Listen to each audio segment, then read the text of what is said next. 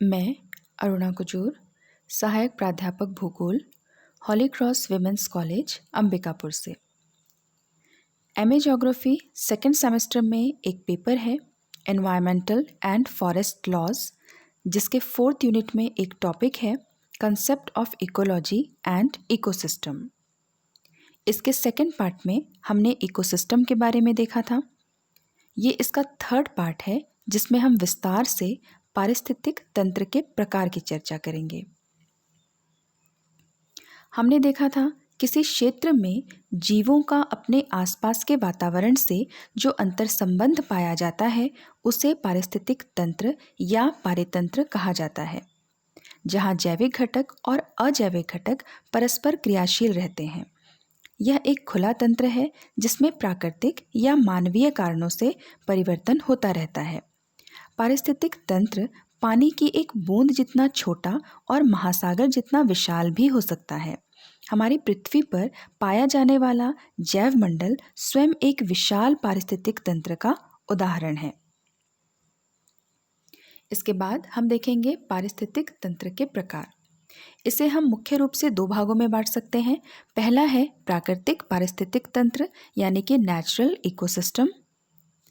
वह पारिस्थितिक तंत्र जिसमें मानव का कोई हस्तक्षेप नहीं होता है। ये पूर्णतः प्रकृति द्वारा निर्मित और संचालित होते हैं, जैसे वन, मरुस्थल, घास के मैदान, नदी, झील, सागर आदि। दूसरा है मानवकृत पारिस्थितिक तंत्र यानी कि मैन मेड इकोसिस्टम। वह पारिस्थितिक तंत्र जो मानव निर्मित होते हैं और जिन पर मानव का नियंत्रण होता है, जैसे कृषि, नगर, एक्वाकल्चर, उद्योग, बगीचे आदि। इसके बाद हम प्राकृतिक पारिस्थितिक तंत्र को विस्तार से देखेंगे। इसे मुख्यतः दो भागों में बांटा जा सकता है, जिसमें पहला है स्थलीय पारितंत्र और दूसरा है जलीय पारितंत्र। शुरुआत करते हैं टेरेस्ट्रियल इकोसिस्टम यानी कि स्थलीय पारितंत्र से। सबसे पहले देखते हैं ये क्या है। इसके अंतर्गत स्थल भाग पर पाए जाने वाले पारिस्थितिक तंत्र को शामिल किया जाता है, जैसे पर्वत, पठार, वन, मरुस्थल आदि। स्थलीय पारितंत्र को फिर चार भागों में विभाजित किया जाता है, जिसमें पहला है घास के मैदान, दूसरा वन जिसके फिर से तीन उपभाग हैं, फिर तीसरा है मरुस्थल और चौथा टुंड्रा। पहला हम देखेंगे ग्रासलैंड इकोसिस्टम, घास के मैदान का पारितंत्र। इसे हम दो भागों में बांट सकते हैं। पहला है उष्णकटिबंधीय घास के मैदान और दूसरा है शीतोष्णकटिबंधीय घास के मैदान। उष्णकटिबंधीय घास के मैदानों में सवाना घास के मैदान महत्वपूर्ण है। यहाँ वर्षा कम होती है, जिसके कारण वृक्ष अधिक विकसित नहीं हो पाते हैं। ये ब्राज़ील, अफ्रीका, उत्तरी ऑस्ट्रेलिया और भारत में पाए जाते हैं। शीतोष्णकटिबंधीय घास के मैदानों में प्रेरी और स्टेपी घास के मैदान प्रमुख हैं। स्टेपी घास अर्धशुष्क क्षेत्रों में पाई जाती है, जहाँ इसकी ऊंचाई 10 से 20 सेंटीमीटर तक होती है।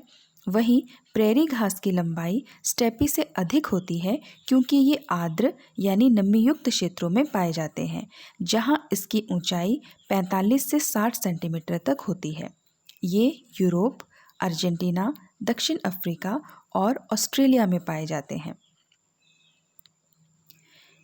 इन घास पारितंत्रों में उत्पादकों के रूप में घास, झाड़ियाँ और छोटे छोटे पेड़ आते हैं। प्राथमिक उपभोक्ताओं में गाय, भैंस, भेड़, बकरी, खरगोश, हिरन आदि आते हैं। द्वितीयक उपभोक्ताओं में लोमड़ी, गीदड़, सांप, छिपकली और कई तरह के पक्षी आते हैं। वहीं अपघटकों में सूक्ष्म जीव और बैक्टीरिया को शामिल किया जाता है। दूसरा हम लोग देखते हैं फॉरेस्ट इकोसिस्टम, वन पारितंत्र। इसको हम तीन भागों में बांट सकते हैं, जिसमें पहला है उष्णकटिबंधीय वर्षा वन। इन वनों का विस्तार भूमध्य रेखा के 10 डिग्री उत्तर तथा 10 डिग्री दक्षिण अक्षांशों के बीच में मिलता है। यहाँ साल भर ऊंचा तापमान, भारी वर्षा और अधिक आर्द्रता के कारण घने वनों का विकास हुआ है, जिन्हें उष्णकटिबंधीय वर्षा वनों के नाम से जाना जाता है। वनों का घना आवरण होने के कारण सूर्य की किरणें भूमि तक नहीं पहुंच पाती हैं, जिस कारण वहां अंधेरा रहता है। पौधे सूर्य के प्रकाश को पाने की होड़ में काफ़ी ऊंचे हो जाते हैं। बहुत सी लताएं पेड़ों के इर्द गिर्द लिपटी हुई रहती हैं, जिन्हें लियाना नाम से जाना जाता है। इस पारिस्थितिक तंत्र का सर्वाधिक विकास और विस्तार अमेज़न बेसिन, कांगो बेसिन और इंडो मलेशियन क्षेत्रों में हुआ है। भारत में ये पश्चिमी घाट, उत्तर पूर्वी राज्यों तथा अंडमान निकोबार द्वीप समूह में पाए जाते हैं। यहाँ पादपों और जीवों के विकास के लिए अनुकूलतम दशाएं मिलती हैं, जिसके कारण यहाँ सर्वाधिक जैव विविधता पाई जाती है। यहाँ प्राथमिक उत्पादक सबसे ज़्यादा होते हैं। यहाँ के प्रमुख वृक्षों में रोजवुड, रबर, महोगनी, सिनकोना, ताड़, नारियल, देवदार, आयरनवुड आदि शामिल हैं। दूसरा है शीतोष्ण पतझड़ वन।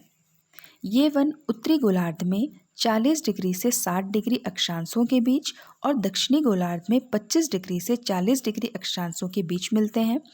ये ठंड के मौसम में अपने पत्ते गिरा देते हैं ताकि अपनी नमी बचा सकें और ठंड से भी बच सकें, क्योंकि अगर तापमान बहुत ज़्यादा गिर जाएगा तो पाला उन्हें मार सकता है।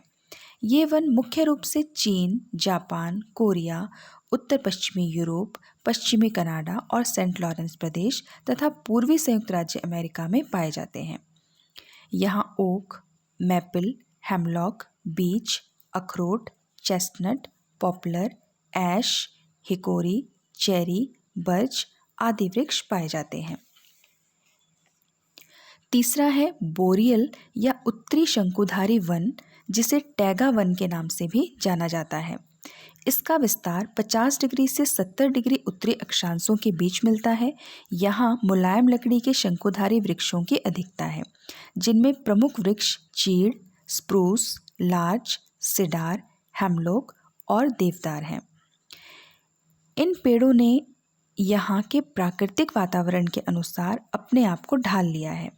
इनके कोणीय आकार के कारण इनकी शाखाओं पर अधिक बर्फ जमा नहीं हो पाती है और ये बर्फ के प्रकोप से बच जाते हैं। इनकी सुईनुमा पत्तियों के कारण वाष्पीकरण की क्रिया बहुत कम होती है और ये अपनी आर्द्रता को बचा लेते हैं। अपनी छिछली जड़ों के कारण ये पेड़ स्थायी रूप से जमी मृदा में भी अपने आप को जीवित रख पाते हैं। इनकी टहनियाँ लचकदार होती हैं, जो तेज़ हवाओं के सामने झुक जाती हैं लेकिन टूटती नहीं हैं। इनमें पत्तों की तुलना में लकड़ी अधिक होती है और ये पेड़ लकड़ी में ही अपना भोजन संचित करके रखते हैं। यहाँ लोमड़ी, मिंक, मस्क चूहा, बीवर आदि जीव पाए जाते हैं। इस प्रकार हम देखते हैं कि वन पारिस्थितिक तंत्र में मृदा, वायु तथा मृत जीवों में उपस्थित खनिज प्रमुख होते हैं। पेड़ पौधे प्रमुख उत्पादक होते हैं।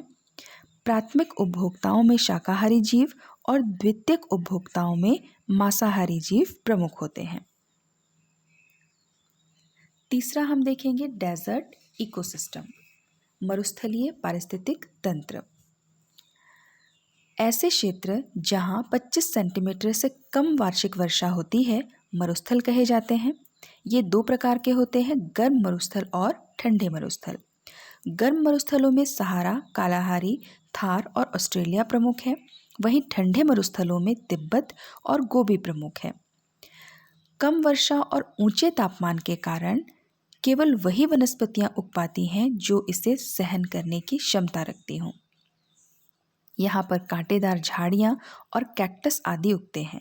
अधिकांश पौधों की जड़ें लंबी होती हैं, जिससे वे अधिक गहराई तक जाकर भूमिगत जल को यूज़ कर सकें। इनके पत्ते मोटे और कटीले होते हैं ताकि वाष्पीकरण की क्रिया कम से कम हो। यहाँ ऊंट, भेड़, बकरी, रेंगने वाले जंतु और कीड़े मकोड़े अधिक देखने को मिलते हैं। वनस्पति के अभाव में मृत जैविक पदार्थ कम मिलते हैं और फफूंद और जीवाणु यहाँ अपघटन का कार्य करते हैं। यदि हम ठंडे मरुस्थलों की बात करें तो अधिकतर ठंडे मरुस्थल चट्टानी या हिम से ढके हुए क्षेत्रों में होते हैं। ये 12 महीने बर्फ से ढके रहते हैं। यहाँ सारा पानी बर्फ के रूप में जमा होता है। ठंडे और गर्म दोनों मरुस्थल में एक बात कॉमन होती है कि दोनों जगह पानी की कमी होती है। धरती का सर्वाधिक शुष्क रेगिस्तान अंटार्कटिका है। यहाँ पौधों के विकास के लिए सूर्य की किरणें नहीं मिल पाती हैं। अधिकतर क्षेत्र ऊंचे स्थानों पर होते हैं, जिसके कारण वहाँ पराबैंगनी विकिरण की अधिकता होती है, जिससे पेड़ पौधे नहीं पनप पाते हैं। ठंडे रेगिस्तान में अधिकतर जीव बिल बनाकर ज़मीन के अंदर रहते हैं ताकि उन्हें गर्मी मिल सके। यहाँ बहुत ही सीमित जैव विविधता देखने को मिलती है। प्रमुख जीवों में हिम तेंदुआ, कस्तूरी मृग, याक, भेड़, वनबिलाव, लोमड़ी, भेड़िया, हिरन आदि मिलते हैं। चौथा है टुंड्रा इकोसिस्टम, टुंड्रा पारितंत्र। इसका विस्तार 65 डिग्री उत्तरी अक्षांश से ध्रुवों तक है, लेकिन कनाडा में हडसन की खाड़ी के पूर्व में 55 डिग्री उत्तरी अक्षांश से ही ये शुरू हो जाते हैं। टुंड्रा का अर्थ होता है बंजर भूमि। ये विश्व के ऐसे भागों में पाए जाते हैं जहाँ पर्यावरणीय दशाएं बहुत ही कठोर होती हैं। टुंड्रा 2 प्रकार के होते हैं, पहला आर्कटिक टुंड्रा और दूसरा एल्पाइन टुंड्रा। यहाँ सूर्य के प्रकाश का अभाव रहता है। कम से कम 8 महीनों तक धरातल हिम से ढका हुआ रहता है। यदि कम से कम 2 सालों तक धरातल हिम से ढका हुआ हो तो उसे परमाफ्रॉस्ट कहते हैं। यहाँ मिट्टी का निर्माण बहुत धीमी गति से होता है। यहाँ पर रासायनिक और जैविक विघटन की कमी के कारण मिट्टी की ऊपरी परत जैव पदार्थ से युक्त होती है, जिसके नीचे कठोर मिट्टी की परत होती है। यहाँ ग्रीष्म ऋतु में बर्फ के पिघलने से काई, लीचेन, विलो, बर्च, एल्डर, मोस और अनेक प्रकार के रंग बिरंगे फूलों के पौधे उग आते हैं।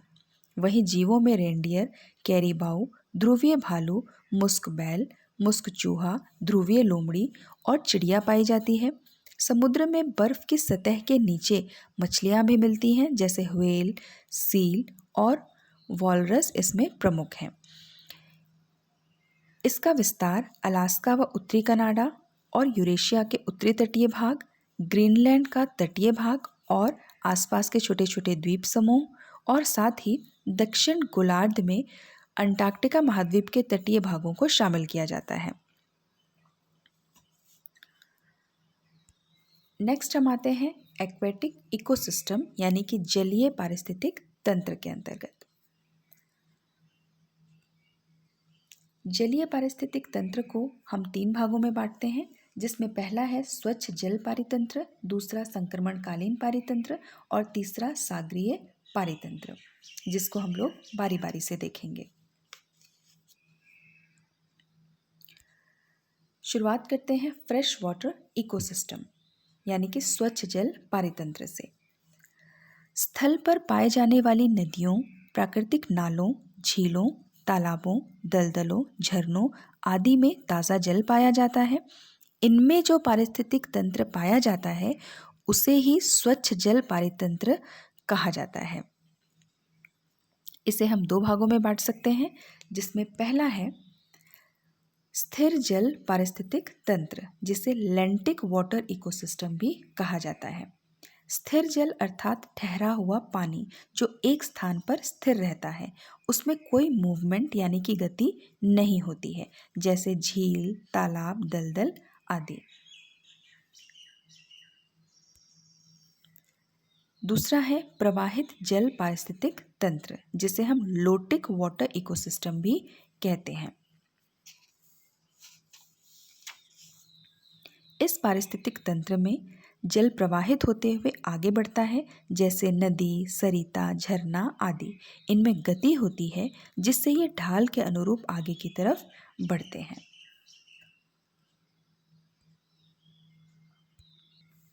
एक झील ताज़े जल पारितंत्र का अच्छा उदाहरण है जो आत्मनिर्भर और आत्मनियमित होता है। इसमें जैविक और अजैविक घटक क्रियाशील रहते हैं और जिसमें उत्पादक, उपभोक्ता और अपघटक ये तीनों मिलकर कार्य करते हैं। चलिए इसको समझते हैं। सबसे पहला है लिटोरल जोन, जिसे हिंदी में वनांचली मंडल भी कहा जाता है। तालाब के तटवर्ती क्षेत्र को लिटोरल जोन कहते हैं। ये क्षेत्र उथला होता है जहाँ सूर्य की किरणें आसानी से पहुँच सकती हैं, जिसके कारण ये पोषक तत्वों से भरपूर होते हैं। इनमें जलीय पौधे, शैवाल आदि का विकास आसानी से हो सकता है। यहाँ घोंघे, कीड़े मकोड़े, जू प्लैंकटन और छोटी मछलियाँ मिलती हैं। इसके बाद हम देखते हैं फाइटोप्लैंक्टन और जू प्लैंक्टन। फाइटोप्लैंक्टन जिसको हिंदी में बोला जाता है पादप प्लवक, और जू प्लैंक्टन जिसको हिंदी में बोला जाता है प्राणी प्लवक। ये जल के लहरों के साथ साथ सतह पर तैरते हैं। ये सूक्ष्म वनस्पतियों और जीवों के समूह होते हैं, जिसमें पादपों को फाइटोप्लैंक्टन कहते हैं, जो प्रकाश संश्लेषण की क्रिया द्वारा स्वयं का भोजन तैयार करते हैं, और प्राणियों को जू प्लैंक्टन कहते हैं, जो इन फाइटोप्लैंक्टन पर भोजन के लिए निर्भर रहते हैं, क्योंकि ये अपना भोजन खुद नहीं बना सकते हैं। ये शाकाहारी और मांसाहारी दोनों प्रकार के होते हैं। इसके बाद तीसरा हम देखते हैं बेंथिक जोन, जिसे हिंदी में कहा जाता है नितलस्थ मंडल। यह तालाब का सबसे निचला तल होता है, जो पानी से ढका हुआ रहता है और कीचड़ युक्त होता है। यहाँ रहने वाले जीवों को बेंथोस यानी नितल जीव समूह कहा जाता है, जिसे हम डिकम्पोजर्स भी कह सकते हैं। और इसके अंतर्गत कवक और बैक्टीरिया को शामिल किया जाता है, जो पौधों और जीवों के अवशेषों से भोजन प्राप्त करते हैं और अपघटन का कार्य करते हैं। तो इस प्रकार हम देखते हैं सबसे पहला लिटोरल जोन, जहाँ पर सूर्य की किरणें पर्याप्त पहुँचती हैं और जहाँ पोषक तत्वों की अधिकता के कारण जीव भी मिलते हैं। फिर हम देखते हैं फाइटोप्लैंक्टन और जू प्लैंक्टन। फाइटोप्लैंक्टन क्या है? पादप प्लवक, जो कि सूक्ष्म पादपों का समूह है, और जू प्लैंक्टन जो कि छोटे छोटे जीवों का समूह है। फाइटोप्लैंक्टन जो अपना भोजन खुद बना सकते हैं, जू प्लैंक्टन जो फाइटोप्लैंक्टन के ऊपर अपने भोजन के लिए निर्भर रहते हैं।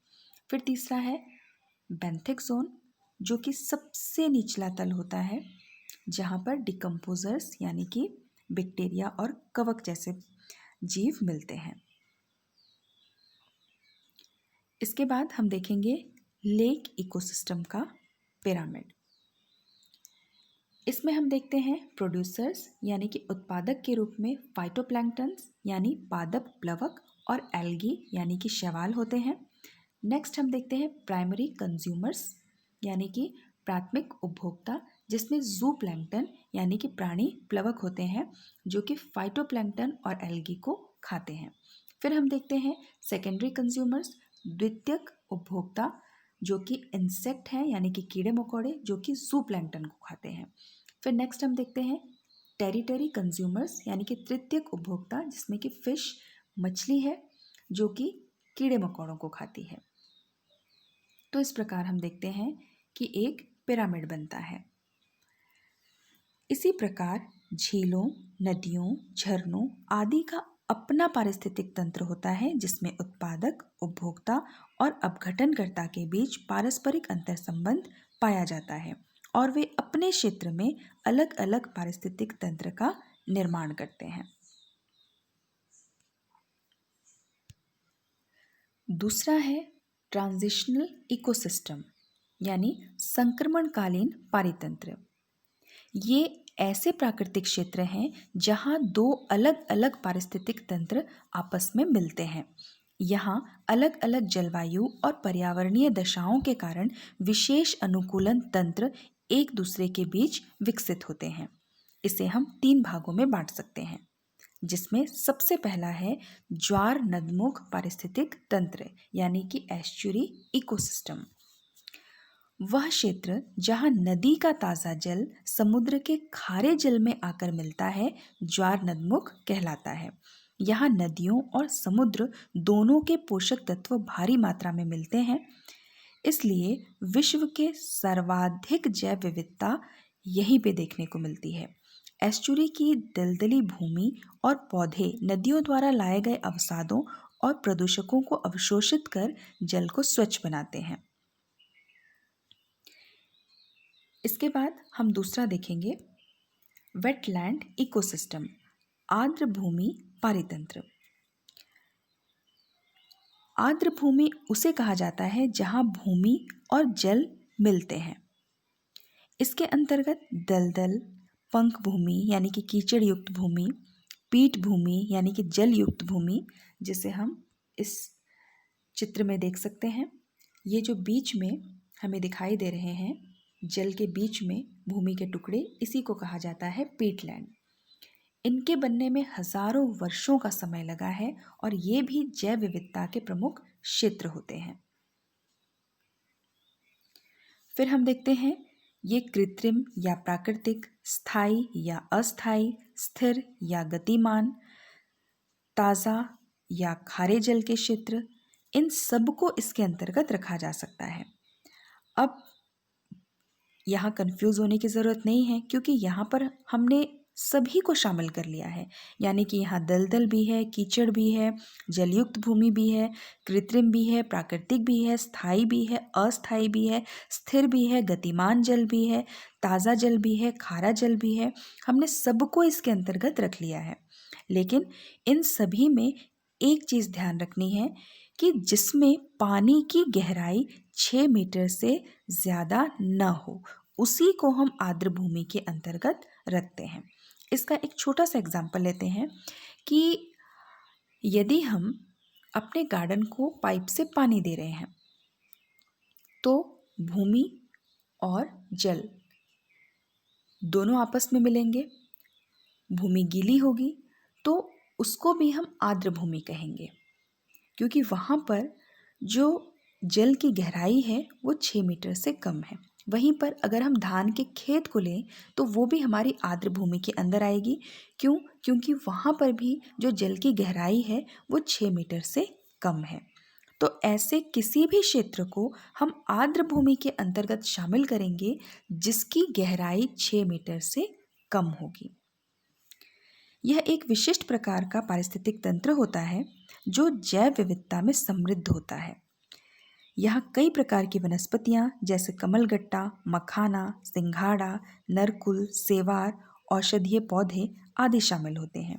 जीव जंतुओं में हिरन, गैंडा, लोमड़ी, बारहसिंगा, घड़ियाल, सारस और कई प्रकार के पक्षी और जीव जंतु शामिल हैं।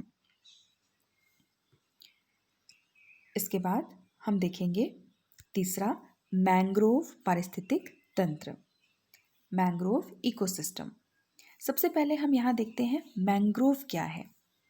वास्तव में मैंग्रोव पेड़ होते हैं। ये जो हम इस चित्र में देख रहे हैं ये मैंग्रोव वनस्पति है, जो उष्णकटिबंधीय क्षेत्र और उपोष्णकटिबंधीय क्षेत्रों के तटों, ज्वारनदमुखों, ज्वारीय क्रीक यानी कि गहरी खाइयाँ, लैगून, पंक जमावों यानी कि कीचड़ के जमावों, खारे पानी में भी मिलते हैं और ये ताज़े पानी में भी मिलते हैं। ऐसा माना जाता है कि मैंग्रोव वन भारत के मलय क्षेत्र में पैदा हुए और आज भी यहाँ पर मैंग्रोव की सबसे ज़्यादा प्रजातियाँ पाई जाती हैं। चलिए देखते हैं मैंग्रोव के बारे में। मैंग्रोव प्रजातियाँ बहुत अधिक सहनशील होती हैं और ये हर दिन खारे पानी के बहाव को सहन करती हैं। इनमें विशेष प्रकार की जड़ होती है जिसे न्यूमेटाफर्स कहा जाता है। अब ये विशेष प्रकार की क्यों होती है? क्योंकि ये गुरुत्वाकर्षण के विपरीत आकर पानी के बाहर निकलकर ऑक्सीजन लेती है, यानी कि एक तरीके से हम कह सकते हैं कि ये सांस लेती है और कार्बन डाइऑक्साइड छोड़ती है। कार्बन डाइऑक्साइड और ऑक्सीजन का आदान प्रदान करती है। कहाँ निकलकर? पानी के बाहर निकलकर। अगर आप इस चित्र को देखो तो यहाँ पर आपको दिखाई देगा कि जो जड़ें हैं, ठीक, ये पूरी पानी के ऊपर है। तो इस प्रकार हम देखते हैं कि इनमें सबसे खास बात यही है कि इनकी जो जड़ें हैं ये पानी से बाहर निकलकर सांस लेती हैं, यानी कि ऑक्सीजन लेती हैं, क्योंकि ये पूरा भाग कैसा है, पानी से भरा हुआ है। और पानी से भरा हुआ होने के कारण जड़ को पानी के अंदर ऑक्सीजन नहीं मिल पाता है, इसलिए वो बाहर निकलकर ऑक्सीजन लेती है। फिर हम देखते हैं इसकी दूसरी खास बात कि इनमें जो फल लगते हैं वो पानी में न गिरकर इनकी जड़ों में गिरते हैं और जड़ों में ही स्थान बनाकर वहाँ अंकुरित होते हैं और वहीं पर वो बढ़ने लगते हैं और वहीं पर उनका विकास होता है। तो इस प्रकार जो नए पौधे होते हैं वो जड़ों में ही विकसित होते हैं और बढ़ते हैं। इस प्रक्रिया को कहा जाता है विविपैरिटी, जिसको हिंदी में कहा जाता है जरायुजता। ठीक है, तो यहाँ पर दो बातें हमको ध्यान में रखनी है। सबसे पहला कि जो मैंग्रोव वनस्पतियाँ रहती हैं इनमें जो जड़ होती है वो विशेष प्रकार की होती है, जिसको कहा जाता है न्यूमैटाफर्स, जो कि पानी के बाहर निकलकर सांस लेती है। और दूसरा कि ये जो वनस्पतियां हैं ये अपने फल को अपनी ही जड़ों में अंकुरित करते हैं, ठीक, जिसको कहा जाता है विविपैरिटी। इसके बाद हम देखते हैं कि इनकी पत्तियां मोटी और चिकनी होती हैं, जिससे कि इनमें वाष्पीकरण की क्रिया कम से कम हो। फिर हम देखते हैं कि जो मैंग्रोव वनस्पतियां होती हैं वहाँ पर ऑक्सीजन की कमी होती है। इस समस्या से निपटने के लिए मैंग्रोव में अतिरिक्त जड़ों का विकास होता है, जिसे अनुकूलन जड़ें कहा जाता है। ठीक, हम इस चित्र में भी देख सकते हैं कि इसमें कितनी सारी जड़ें हमको एक साथ देखने को मिल रही हैं। तो इन जड़ों को ही कहा जाता है अनुकूलन जड़ें। फिर हम देखते हैं मैंग्रोव को उनके स्टेम यानी कि तने के रंग के आधार पर 4 भागों में बांटा गया है, जिसमें पहला है लाल मैंग्रोव, दूसरा है काला मैंग्रोव, तीसरा है सफ़ेद मैंग्रोव और चौथा है बटनवुड मैंग्रोव। इसके बाद हम देख लेते हैं कि भारत में मैंग्रोव वनस्पति कहाँ कहाँ पाई जाती है। तो हम देखते हैं इस भारत के नक्शे में कि जहाँ पर रेड कलर का डॉट है वहाँ पर मैंग्रोव वनस्पतियाँ पाई जाती हैं।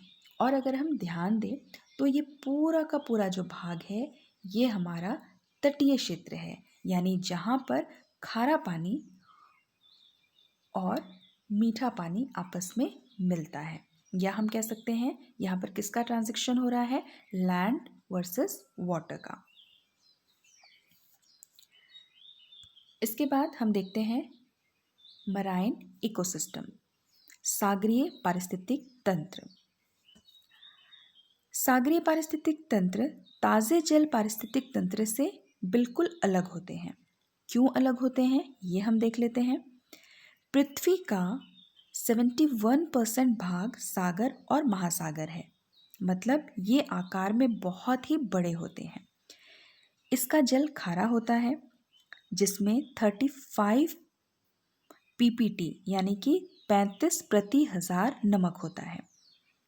नमक जिसको कि हम लवणता के नाम से जानते हैं। लवणता क्या है, पानी में घुले हुए नमक की मात्रा को हम कहते हैं लवणता। अब यहाँ पर हम एक चीज़ और देख लेते हैं कि किस पानी को हम खारा कहेंगे और किस पानी को हम मीठा कहेंगे। इसको हम पीपीटी से नापते हैं। पीपीटी यानी कि पार्ट पर 1000। अगर किसी भी पानी में लवणता की मात्रा अगर 5 पीपीटी या उससे कम है, यानी कि 5 पार्ट पर 1000 से कम है, तो वो ताज़ा जल कहलाएगा। और अगर पीपीटी 35 या उससे ज़्यादा है तो वो आपका सलाइन वाटर यानी कि खारा पानी कहलाएगा। तो हम देखते हैं कि समुद्रों में जो लवणता है वो 35 पीपीटी रहती है, इसलिए हम उसको सलाइन वाटर यानी कि सॉल्टी वाटर कहते हैं। फिर हम देखते हैं समुद्र में धाराओं और ज्वार भाटा के कारण जल हमेशा गतिशील रहता है। फिर देखते हैं स्थल की तुलना में समुद्र बहुत गहरे होते हैं। तो इन सब विशेषताओं के कारण हम देखते हैं कि जो सागरीय जल पारितंत्र है वो ताजे जल पारितंत्र से बिल्कुल अलग होता है। इसको भी हम 4 भागों में बांट सकते हैं, जिसमें पहला है आपका ओपन ओशन इकोसिस्टम, खुला समुद्र पारितंत्र। यहाँ हम देख लेते हैं खुला सागर किसे कहेंगे। जैसा कि आप चित्र में देख सकते हैं, यहाँ आपको दूर दूर तक कहीं भी कोई लैंड नज़र नहीं आ रहा है, यानी कि भूभाग नज़र नहीं आ रहा है। इसी को कहा जाता है खुला सागर। यानी कि खुला सागर वह क्षेत्र है जो स्थल के संपर्क में नहीं आता है। समुद्री पारिस्थितिक तंत्र में आहार श्रृंखला, सूर्य प्रकाश, ऑक्सीजन और कार्बन डाइऑक्साइड की सुलभता, लवणता, पोषक तत्व की उपलब्धता आदि निर्भर करती हैं। ये सभी कारक समुद्र के ऊपरी सतह पर मिलते हैं। जैसे जैसे हम गहराई में जाते हैं वैसे वैसे सूर्य का प्रकाश कम होने लगता है। सूर्य का प्रकाश 200 मीटर की गहराई तक ही पहुंच पाता है। इस आधार पर फिर से इसे 2 भागों में बांटा जाता है, जिसमें पहला है प्रकाशित मंडल या जिसको कहा जाता है फोटिक जोन, और दूसरा है अप्रकाशित मंडल या जिसे कहा जा सकता है एफोटिक जोन। प्रकाशित मंडल में प्राथमिक उत्पादक प्रकाश संश्लेषण की क्रिया द्वारा कार्बनिक पदार्थों का निर्माण करते हैं, जहां सूर्य का प्रकाश भी पहुंचता है और वहां पर घुलित ऑक्सीजन भी ज्यादा रहती है। सागरीय जीवों को मुख्य रूप से 3 भागों में बांटा जा सकता है, जिसमें पहला है प्लैंकटन। प्लैंकटन क्योंकि हम लोग ऑलरेडी देख चुके हैं इसलिए यहाँ रिपीट नहीं करेंगे। दूसरा है नेक्टन और तीसरा है बेंथिक, जिसको हम बारी बारी से देख लेते हैं। तो हम देखते हैं नेक्टन समुदाय। इसमें बड़े आकार वाले वे जीव आते हैं जो धाराओं के विपरीत तैरने में सक्षम होते हैं, जिनमें छोटी से लेकर बड़ी मछलियां तक शामिल होती हैं। इसके बाद हम देखते हैं बेंथिक समुदाय। इसमें सागर तल के पास रहने वाले पादप और जीव आते हैं। इनकी कुल प्रजातियां सागरीय जीवों की समस्त प्रजातियों का लगभग 16% है, मतलब यहाँ पर जैव विविधता अधिक है। प्रमुख पादपों में सीवीड्स, बड़े शैवाल, घास, खरपतवार आदि शामिल हैं। जीवों में ऑयस्टर, स्टारफिश, टैगफिश आदि को शामिल किया जाता है। एक बार हम लोग देख लेते हैं प्लैंकटन। ठीक है, प्लैंकटन में हम ऐसे जीवों को शामिल करते हैं जो पानी की धारा के साथ ही बहते हैं, वो उसके विरुद्ध नहीं तैर पाते हैं, जिसमें हमने देखा था कि छोटे छोटे जीवों और वनस्पतियों का समूह होते हैं ये। ठीक है, जो धारा के विपरीत नहीं जा पाते और धारा के साथ ही प्रवाहित होते हैं। फिर हम देखते हैं नेक्टन, जो कि धाराओं के विपरीत तैरने की क्षमता रखते हैं। फिर हम देखते हैं बेंथिक, जो कहाँ रहते हैं, समुद्र के तल पर रहते हैं और जो अपघटन का काम करते हैं। इसके बाद हम देखेंगे कोरल रीफ इकोसिस्टम, प्रवाल भित्ति पारितंत्र। प्रवाल क्या है? एक प्रकार का जीव है जो स्पंज जैसा मुलायम रहता है।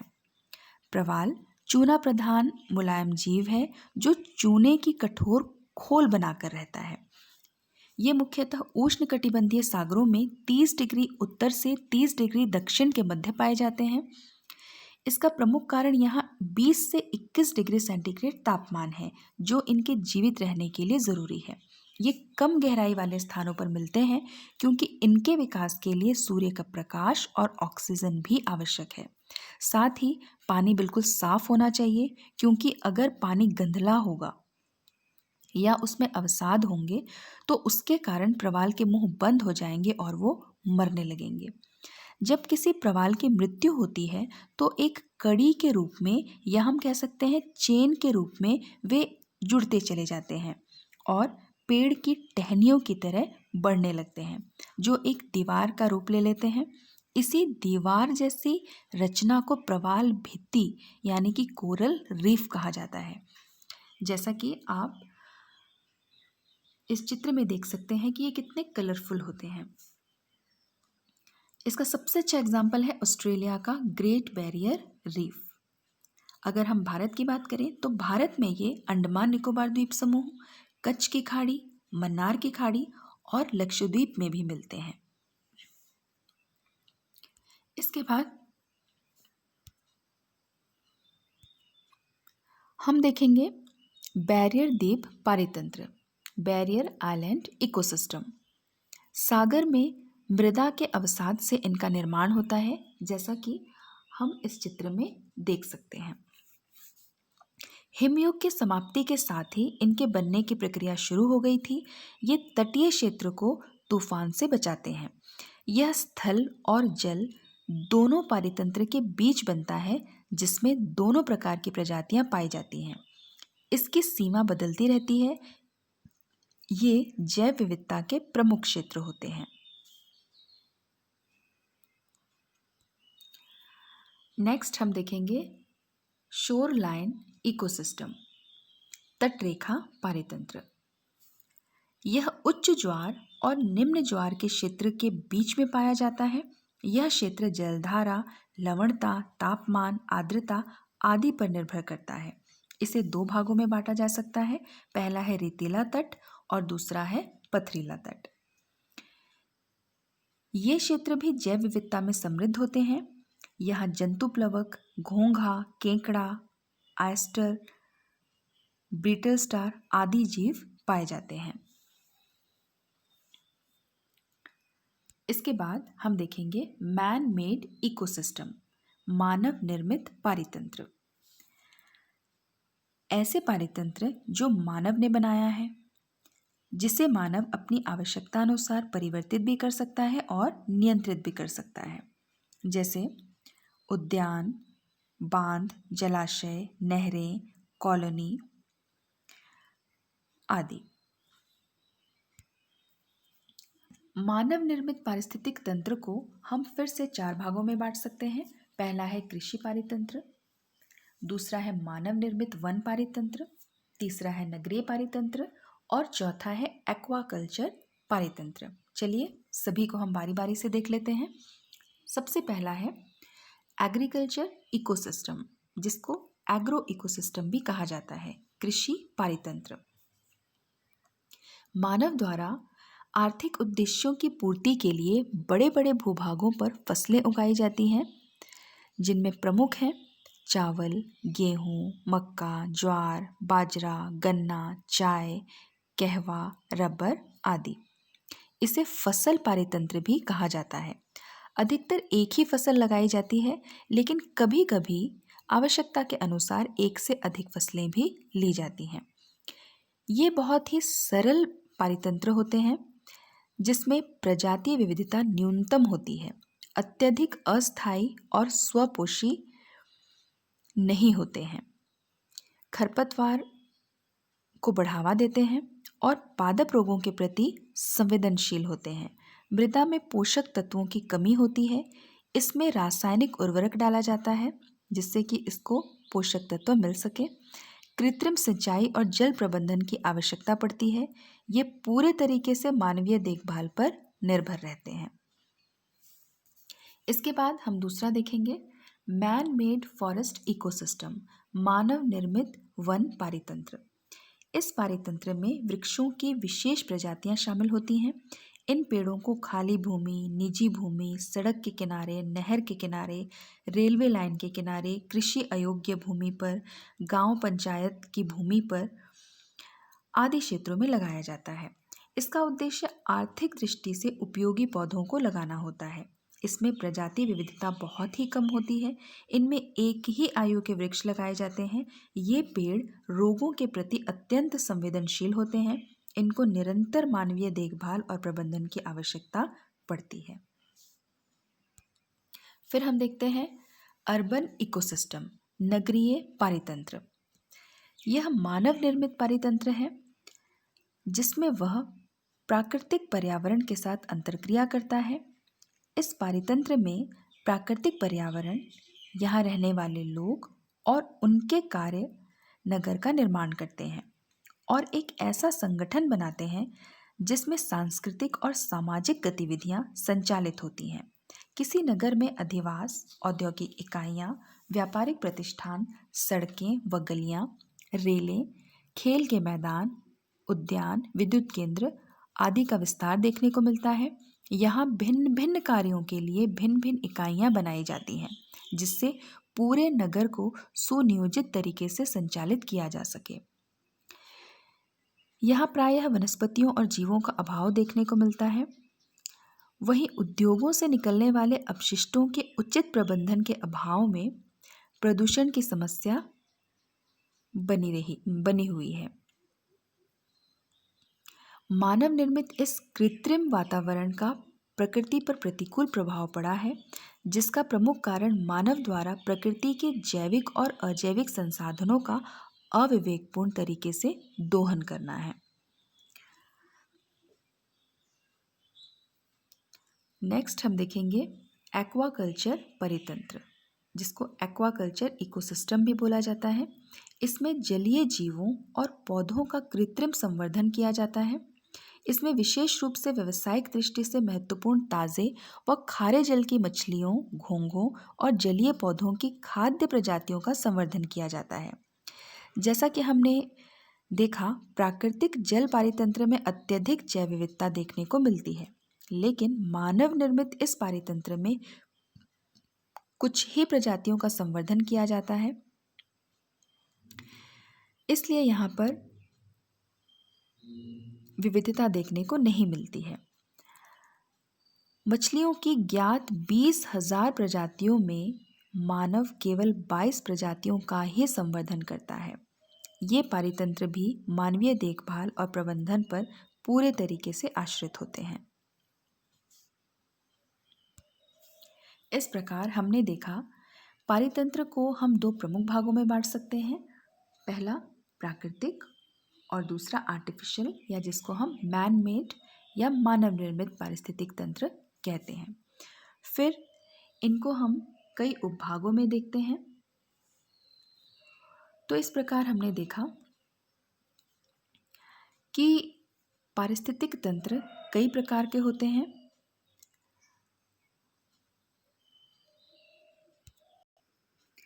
जैव मंडल सबसे बड़ा पारिस्थितिक तंत्र है, जिसमें सभी प्रकार के पारिस्थितिक तंत्रों का समावेश किया जाता है, परंतु विभिन्न भागों में भू आकृति, जलवायु, मृदा, प्राकृतिक वनस्पति, जलाशयों आदि में भिन्नता के कारण विभिन्न प्रकार के पारिस्थितिक तंत्रों का विकास होता है,